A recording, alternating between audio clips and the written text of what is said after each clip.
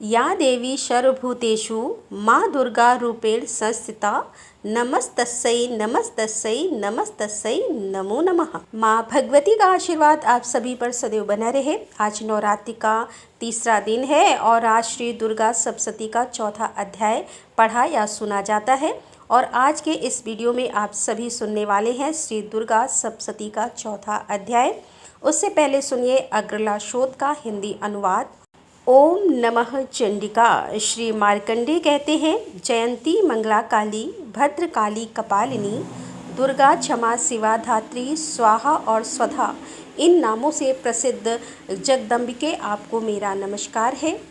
देवी चामुंडे आपकी जय हो। संपूर्ण प्राणियों की पीड़ा को हरने वाली देवी आपकी जय हो। सब में व्याप्त रहने वाली देवी आपकी जय हो। कालरात्रि आपको नमस्कार है। मधु और कैटभ को मारने वाली तथा ब्रह्मा जी को वरदान देने वाली देवी आपको नमस्कार है।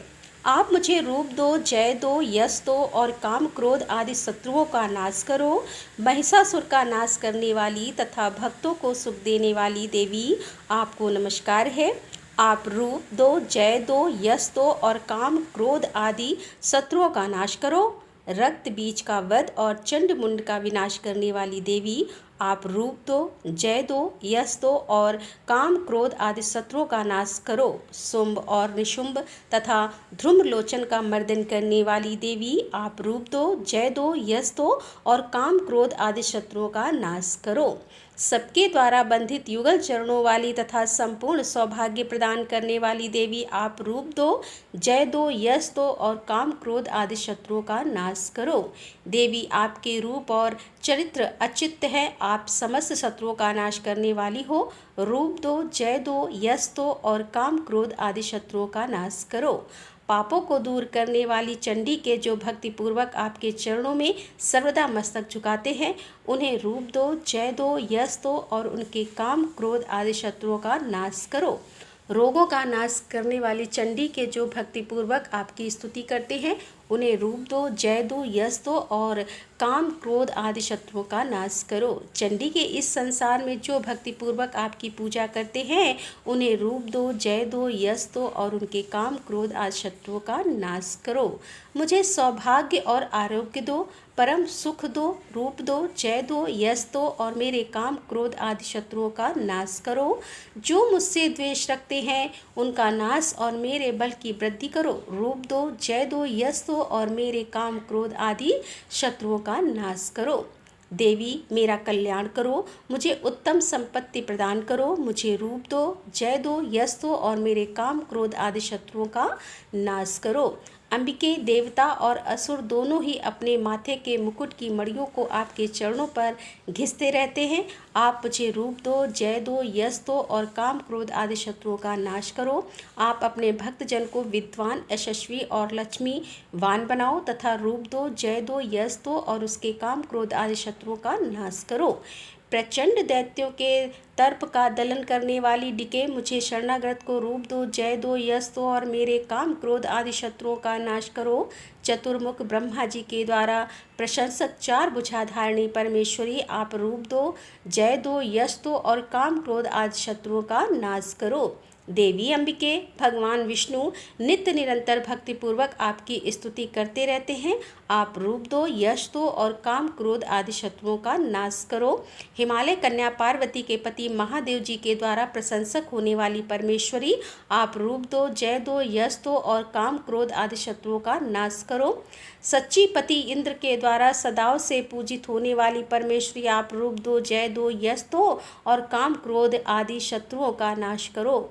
प्रचंड भुजदंड वाले दैत्यों का घमंड चूर करने वाली देवी आप रूप दो, जय दो, यश दो और काम क्रोध आदि शत्रुओं का नाश करो। देवी अंबिके आप अपने भक्तजनों को सदा असीम आनंद प्रदान करती रहती हो। मुझे रूप दो, जय दो, यश दो और मेरे काम क्रोध आदि शत्रुओं का नाश करो।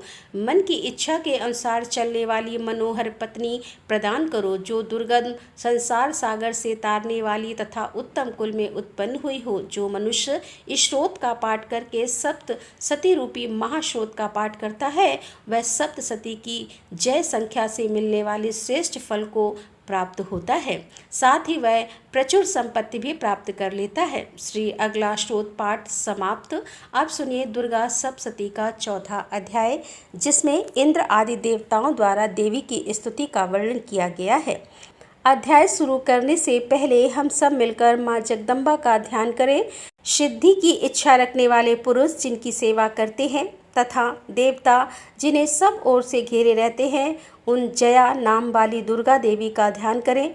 उनके श्री अंगों की आभा काले मेघ के समान श्याम है। वे अपने कटार से शत्रु समूह को भय प्रदान करती हैं। उनके मस्तक पर आबद्ध चंद्रमा की रेखा शोभा पाती है। वे अपने हाथों में शंख, चक्र, बाण और त्रिशूल धारण करती हैं। उनके 3 नेत्र हैं। वे सिंह के कंधे पर चढ़ी हुई हैं और अपने तेज से तीनों लोगों को परिपूर्ण कर रही हैं। ओम नमः चंडिका ऋषि कहते हैं, अत्यंत पराक्रमी दुरात्मा महिषासुर तथा उसकी दैत्य सेना के देवी के हाथों मारे जाने पर इंद्र आदि देवता प्रणाम के लिए गर्दन तथा कंधे झुकाकर उन भगवती दुर्गा का उत्तम वचनों द्वारा स्तवन करने लगे। उस समय उनके सुंदर अंगों में अत्यंत हर्ष के कारण रोमांच हो आया था।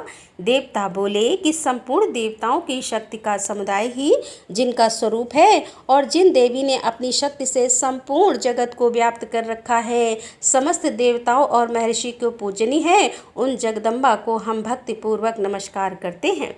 वे हम लोगों का कल्याण करें, जिनके अनुपम प्रभाव और बल का वर्णन करने में भगवान शेषनाग, ब्रह्मा जी तथा महादेव जी भी समर्थ नहीं हैं। वे भगवती चंडिका संपूर्ण जगत का पालन और अशुभ भय का नाश करने का विचार करें। जो पुण्य आत्मा हो के घरों में स्वयं ही लक्ष्मी रूप से, पापियों के यहाँ दरिद्रता के रूप से, शुद्ध अंतःकरण वाले पुरुषों के हृदय में बुद्धि रूप से, सत्पुरुषों में श्रद्धा रूप से तथा कुलीन मनुष्यों में लज्जा रूप से निवास करती हैं, उन आप भगवती दुर्गा को हम नमस्कार करते हैं। देवी आप संपूर्ण विश्व का पालन कीजिए।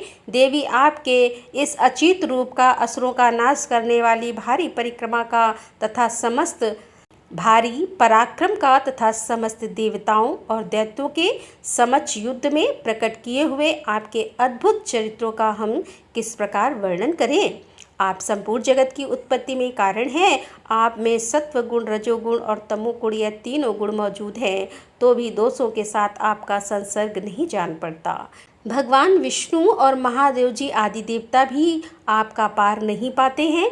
आप ही सबका आश्रय हैं। यह समस्त जगत आपका अंशभूत है, क्योंकि आप सबकी आदिभूत अव्यारणय लाभ करते हैं। वह स्वाहा आप ही हैं। इसके अतिरिक्त आप पितरों की भी तृप्ति का कारण हैं।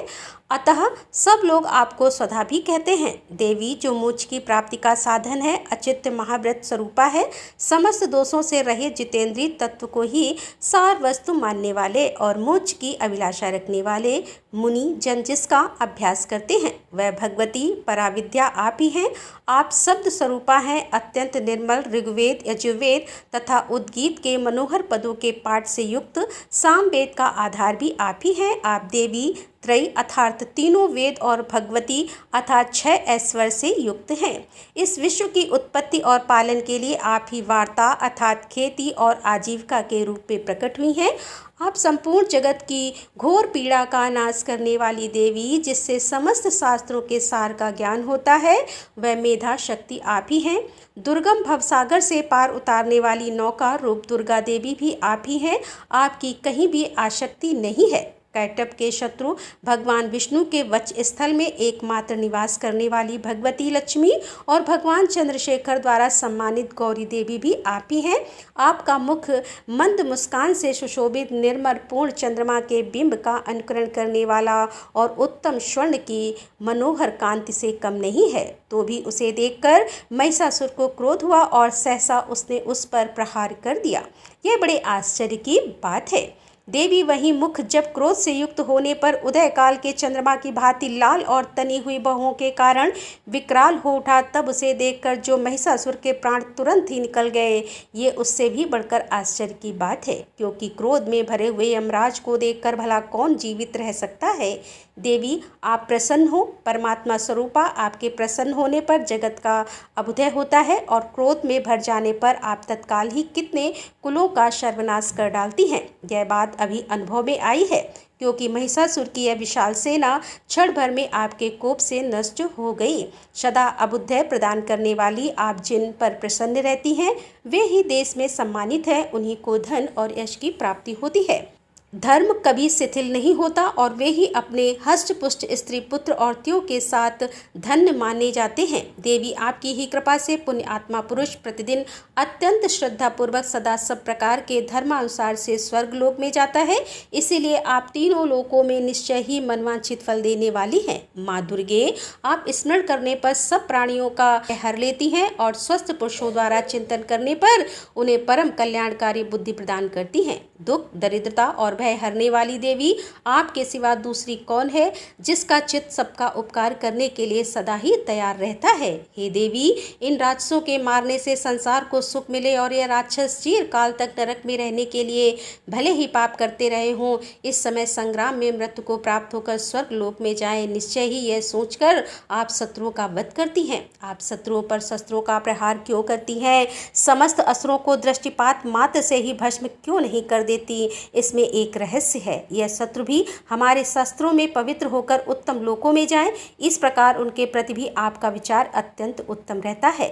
खड्ग के तेज पुंज की भयंकर दीप्ति से और आपके त्रिशूल के अग्रभाग की घनी भूत प्रवाह से चौथ आकर जो असुरों की आंखें फूट गईं, उसमें कारण यही था कि वे मनोहर रश्मि से युक्त चंद्रमा के समान आनंद प्रदान करने वाले आपके इस सुंदर मुख का दर्शन करते थे।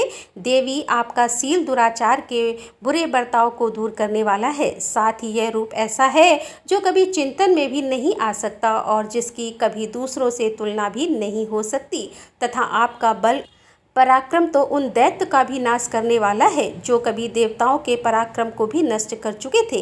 इस प्रकार आपने शत्रुओं पर भी अपनी दया ही प्रकट की है। वरदायिनी देवी, आपके इस पराक्रम की किसके साथ तुलना हो सकती है? और शत्रुओं को भय देने वाला और अत्यंत मनोहर ऐसा रूप भी आपके सिवा और कहाँ है? हृदय में कृपा और युद्ध में निष्ठुर, ये दोनों बातें तीनों लोगों के भीतर केवल और केवल आप में ही देखी गई है। माते, आपने शत्रुओं का नाश करके इस समस्त लोकी की रक्षा की है। उन शत्रुओं को भी युद्ध भूमि में मारकर स्वर्ग लोक में पहुंचाया है तथा उन्मत्त दैत्यों से प्राप्त होने वाले हम लोगों के भय को भी दूर कर दिया। आपको हमारा नमस्कार है। देवी, आप सूल से हमारी रक्षा करें। अंबिके, आप खड्ग से भी हमारी रक्षा करें तथा घंटे की ध्वनि और धनुष की टंकार से भी हम लोगों की रक्षा करें। चंडी के पूर्व, पश्चिम और दक्षिण दिशा में आप हमारी रक्षा करें तथा ईश्वरी, अपने त्रिशूल को घुमाकर आप उत्तर दिशा में भी हमारी रक्षा करें।